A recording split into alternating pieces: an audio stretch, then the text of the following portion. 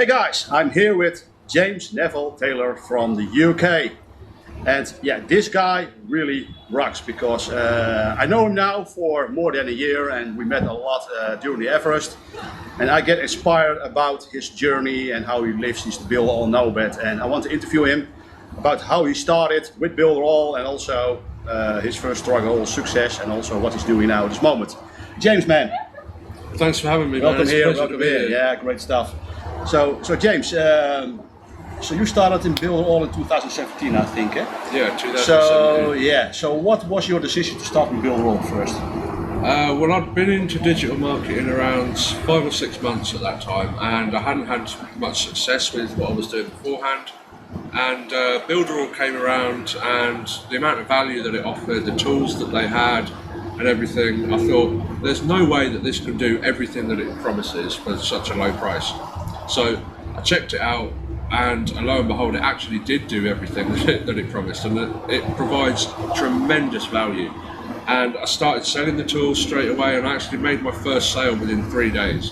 Because such an underpriced tool for what it is, the amount of value that it provides. Yeah. Like literally, it flies off the shelves like hotcakes, you know. Yeah, awesome. So yeah, that was the first thing that got me in was the tools and the affiliate opportunity. But what kept me around was the vision of our CEO and the heart that our CEO has. Yeah, sure, you bet.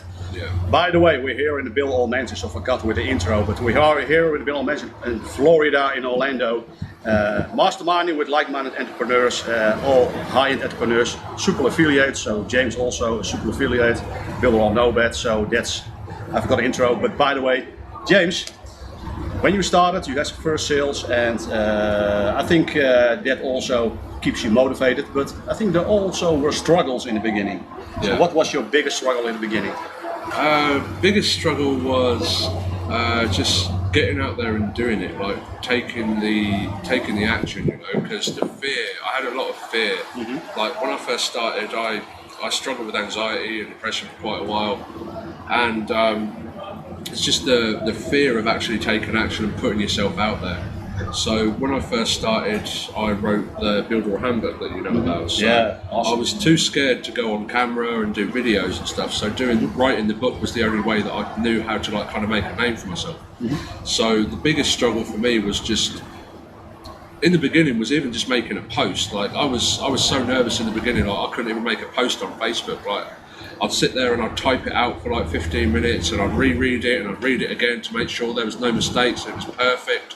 And then I might post it, but most of the time I'd talk myself out of it in my head. I'd be like, no, this is crap, I don't want to do this, and just like psych myself out of it. And then if I did post it, I'd like take it down 10 seconds later, like because I was too scared.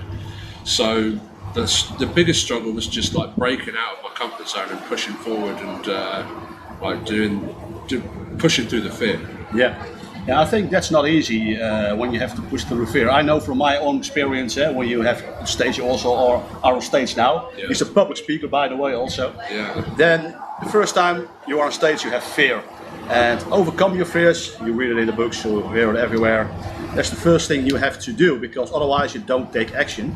And yeah, overcome your fears and take action, that's two. So once you were in Builderall, you became also a leader. Can you tell me more about your journey in the beginning with Builderall? My journey in the beginning was, like I said, when I first started, mm-hmm. like I couldn't even post on Facebook. I didn't have a profile picture up because I was too worried about other people's opinions. So it was like a gradual build-up. I started learning everything about the tool. I made sure that I knew my stuff before I started posting in the groups, because I was worried about making a mistake. I made sure I learned and implemented and learned everything, and then I started posting, started getting a bit of authority. Then I wrote the handbook, which really helped catapult some more authority. And then I actually got asked to speak on a summit. Mm-hmm. Yeah. But you became Builderall ambassador with your own group. You went through the certification program with Builderall, so that's also part of your journey, because it also takes courage to do that, because you have to learn 3 months everything about the platform. It costs you money, an initial investment, and so you did it through the certification program. You write a handbook, so you get authority. That's really important, guys, authority. And then you went through the ambassador program, became a leader, And now, guys, now he left everything behind in the UK to start his digital nomad journey. And that also takes courage because, yeah, you have a life in the UK and then you have to make a decision. I didn't have much of a life in the UK. No, okay.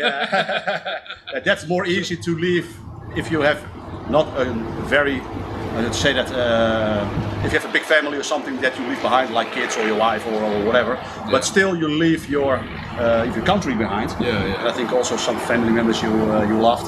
Yeah. But yeah, I think you thought, okay, I'm young now, I have to make the decision now. I'm in Builderall, I take the next step, I'm going. So, yeah, what is your journey so far at this moment? What did you did when you left the UK a few months ago? When I left the UK, it was just over a month ago now. So yeah, it was. I think it was the 30th of May. Packed up all of my stuff and became a digital nomad. So first stop was Germany, and I spent just over a week in Germany for the Everest event. Spoke at the Everest event, and then was on to Italy, in Bologna, and stayed in Italy and in Rome for a couple of weeks, travelling around. Then spoke at the Everest event there with Vasily. Vasily was speaking at there. He did an awesome job. So after that, I was in Rome for a little while, and then I came on to Florida, and I've been in Florida for a couple of weeks now. Planning on being in the US for another few months. Unfortunately, I'm only allowed to stay in the US for 3 months at a time on the visa waiver program. So. Going to be travelling around, going to be going to Colombia, to Brazil, to Australia. I actually set myself a challenge last year. I wanted to hit every single continent this year. Awesome. So the one that I'm going to really struggle with, I think, is Antarctica. Yeah, Antarctica, yeah. Do they have internet there? I think, don't think so. I don't think so. I don't think I'll be putting on much of an event there unless I'm doing one for the penguins. Yeah. Mastermind with the penguins. Yeah. I think it's a great one. Yeah. So you never know what happens. Maybe there will be Wi-Fi within 5 years. You know, guys, the internet is improving, is developing, and there's so much going on. And yeah, he's running now, or he is living the digital lifestyle at this moment, the laptop lifestyle. But it's hard work. It's not like we're now at the pool and sipping on cocktails. And we have now a caipirinha, by the way. So we love the Brazilian drinks now we're here. But after this, we are grinding every day. And what do you want to say to the guys and also the girls who are now looking at this video? What advice you want to give them? Yeah, a lot of people, they see the downtime, they see the relaxation, they see the mansion and the lifestyle that goes with it, but they don't see the thing that goes behind the scenes. You know, all the sleepless nights, the grinding nights, and especially when you're first getting started to build a business and build a name for yourself. There's struggles there, and I don't know about you, but I felt like quitting countless times. Yeah, but countless. Yeah. You've got to push through, because the people that are successful have failed more times than the people who are unsuccessful have ever tried. People who are unsuccessful, they look at failure as complete defeat, and they don't pick themselves back up and dust themselves off.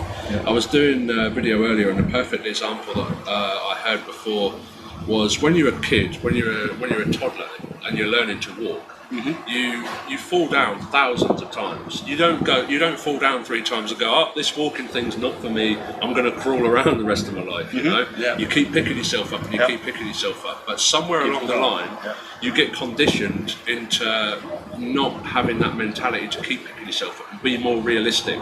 Some people say. So just keep pushing through. Don't worry about what anyone else thinks. Don't worry about failing, because everyone fails. And just keep pushing through, because if you keep pushing through, you're going to get to where you want to be. Wow, that's a really good closure, man. I really admire you, and you are my inspiration. I want to thank you very much for this interview. I'm so happy to be your friend, and also likewise, man. Yeah, man. Thank you very much. It's always okay, guys. a pleasure. Thank you. Follow him. He's on an adventure. Yeah, thank you. Take care, guys. Let's just do what you want to. Please don't be polite, cause I like your attitude. Pulse speeding, my heart is racing, but I'm not sure I wanna pace it, cause it only does this with you. Our bodies meet, I can feel the tension, move us into the next dimension. Let's just let our bodies be true. We make out, but we live it, mess around.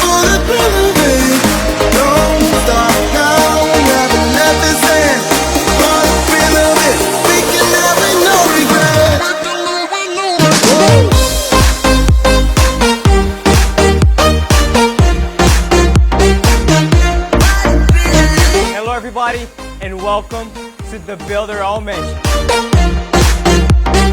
We can do it.